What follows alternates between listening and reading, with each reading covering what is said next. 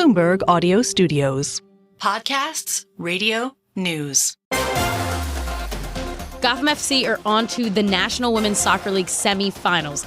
They're the defending NWSL champions, and they'll take on the Washington Spirit this weekend at Audi Field in the nation's capital. And right now, we'll hear from one of the architects of the franchise's latest run.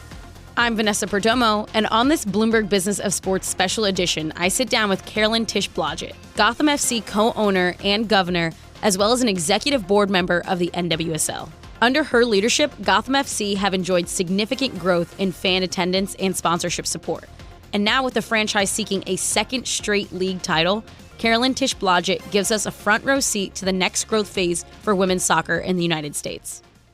Carolyn, the team advances to the semifinals on a goal scored in the 97th minute. Walk me through the atmosphere of that stadium. Oh my God. Well, first of all, our team really knows how to keep it interesting. As you said, we left it right until the end. So it was incredible. So this was our first ever home playoff game for Gotham. We had a record-breaking attendance. We had over 15,000 people there. We opened the Upper Bowl, which we've done it only a few times in our history. It was just absolutely electric. When Rose scored at the end, I mean, it felt like all of New York, New Jersey, tri-state area were in that stadium cheering together. It was absolutely incredible. Across, look out! Goal!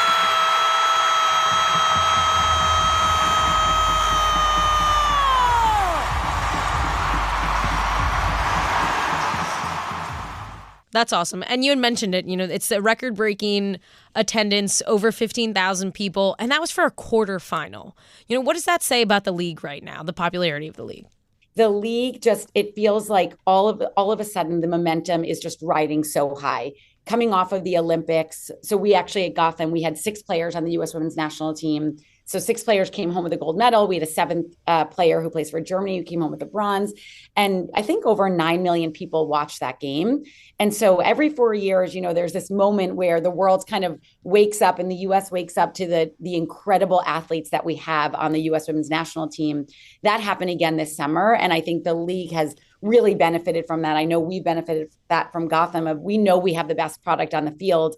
Now we just need to create a great fan experience around it to get people there. And we're very much seeing that today.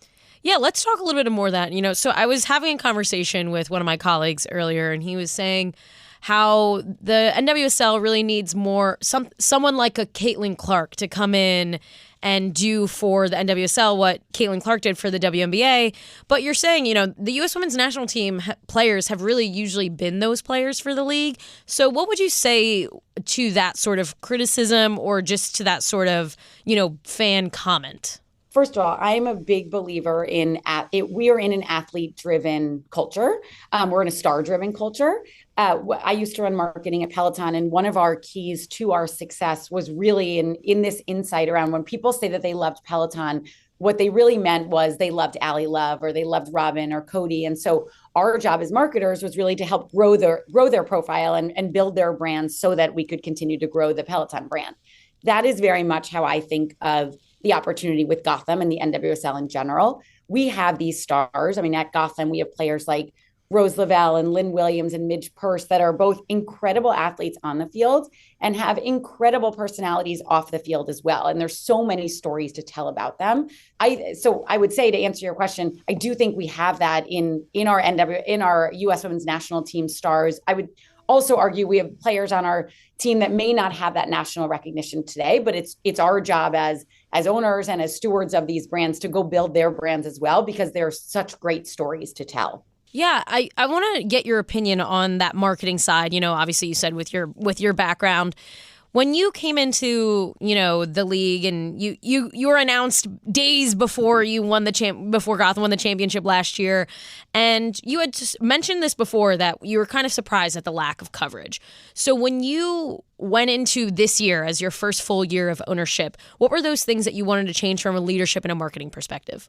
So first of all, to your point, when we won, I think we all had this collective feeling of like, oh my God, the entire world must be talking about Gotham right now. And we open our local newspapers, we open our social media feeds, and it just wasn't. We hadn't really broken through. And so I think we came in really clear of New York is a crowded market. We need to really break through and be a part of of New York culture. And so that is something we've done from day one. We had a lot of our players drop the ball at Times Square, a kind of iconic moment. We've had players on a Sunday night football game when the Giants played. We've had players at the US Open and New York Fashion Week. So a lot of what we've tried to do from a marketing perspective is really break into New York culture beyond just the women's sports market. In terms of how we are approaching marketing in general, as I mentioned before, we are really focused kind of year one, day one is, do you have the best product you can have on the field? Because no marketer can do their job without a great product.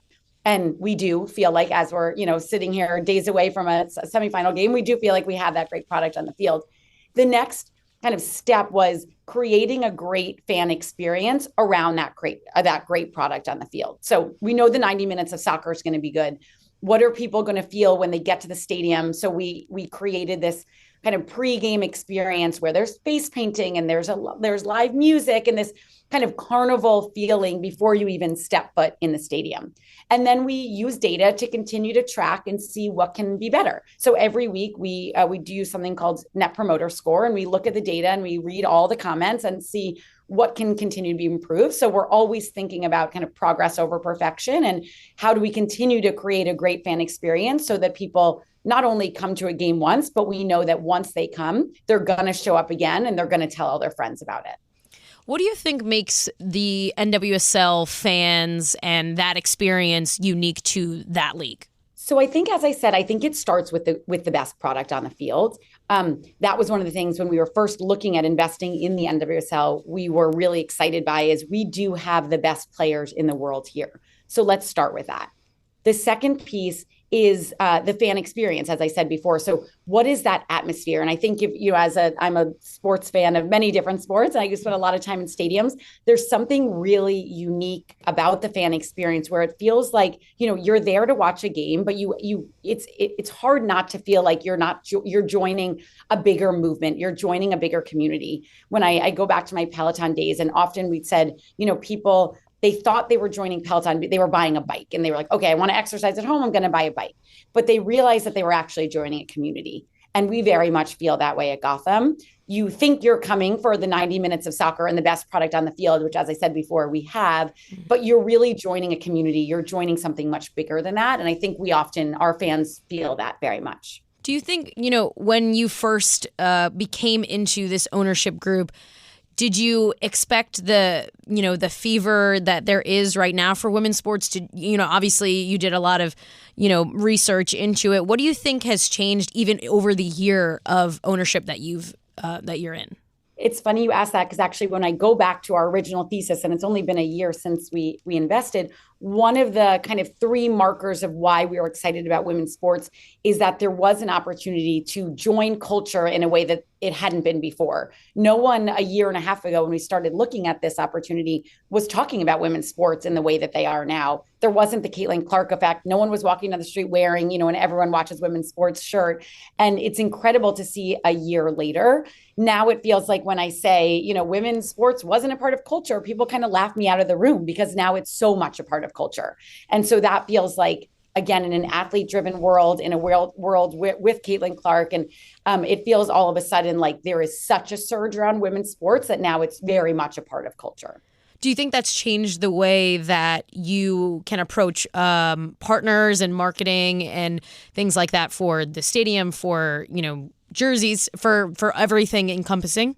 Absolutely. I think when we were first having conversations with potential partners, they would all, they'd sort of say like, oh yeah, women's sports, we should think about women's sports. And it kind of mentally goes into their, often it will go into their like community relations bucket or their political bucket of like, oh yeah, this is something we should do.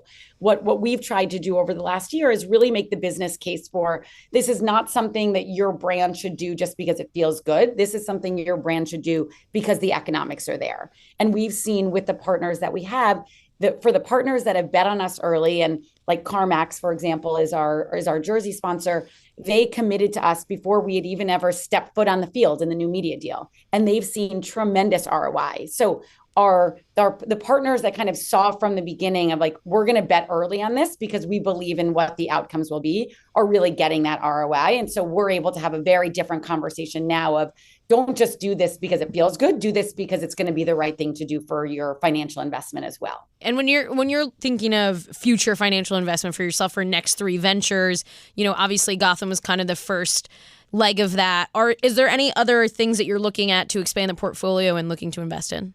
Yeah, we look at new investments every day. I would say we started Next 3 with the belief that as legacy NFL owners, my family has co-owned the New York Giants for the last 30 years.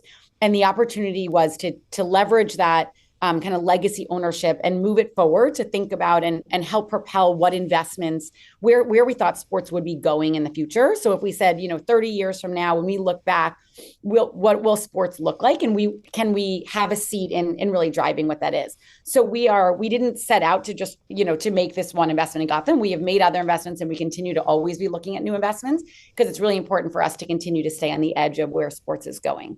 And if you had to think of where you think sports are going in the next, let's say, 10 years, where do you think that is?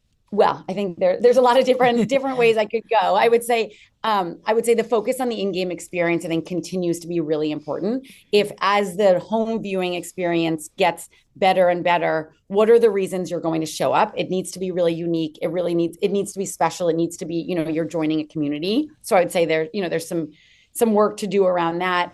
Then I would say, fandom has gone from this in-person kind of dictated by your geography type experience where you were a fan of what you could find on TV to fandom is now digital. So you can be a fan of any team anywhere at any time. So how teams connect with their fans and storytell around that will be really important. As I said before, I think we're also in an athlete-driven world. So how do you connect as teams? How do athletes connect directly with potential fans will be super important. So as we think about what the future of sports look like what are the composition of what those sports will be, I think is really interesting too. Yeah, absolutely. And, taking it back to the NWSL, looking at the future of it, the new CBA was announced this year, and there's a lot of amazing things in there. One of the biggest things that made headlines was the elimination of the draft, expansion draft, the college draft. When you look at that from the owner's seat, how do you think in terms of building rosters for the future that's going to operate and impact the way that league operates? Yeah, so obviously all to be determined because it's all new. I would say from the way that we're thinking about it, Gotham is, and we've always thought about this regardless of what the legal document said, is we want to create a place where players want to play and where players can thrive. And we are continuing to always think about how to improve that. But in a world where players can go anywhere, I think that just becomes even more important is you have to create a culture in an environment where players will thrive. And, the league is expanding. It's expanding every year now. It's gone from 10 teams just 3 years ago, 16 by 2026.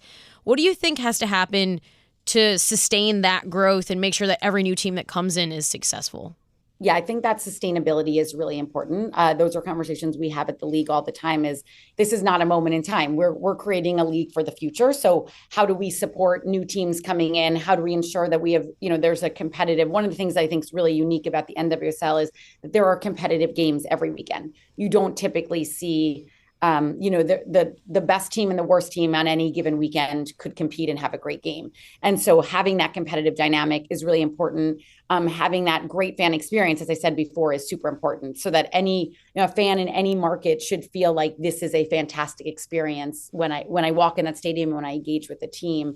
And how does the media support that? So every time you turn on the TV and you're watching one of the games, it should feel like a great experience for the fans at home. And so all of that, I think, will all lead to the league, continuing to be able to grow in the way that it's grown so far. So this year's final is going to be at CPKC Stadium in Kansas City, the first stadium built for women's soccer specifically. When you look at that, and now the championship is constantly at a neutral site, is that something that you're going to look at in the future to host the NWSL championship? We don't have any plans to right now, but we would love to discuss that in the future. I think the idea of the championship being in the first ever stadium built just for women's soccer is incredible. I mean, Kansas City has absolutely raised the bar of what it means to be an owner, to host it, to have a team, be able to host a championship in a stadium like that is really special. That was my conversation with Gotham FC co-owner and lead governor Carolyn Tisch Blodgett. We spoke ahead of the team's semifinal match with Washington. I'm Vanessa Perdomo. To hear more from the Bloomberg Business of Sports team, subscribe at Bloomberg.com/podcasts or on your favorite podcast platform.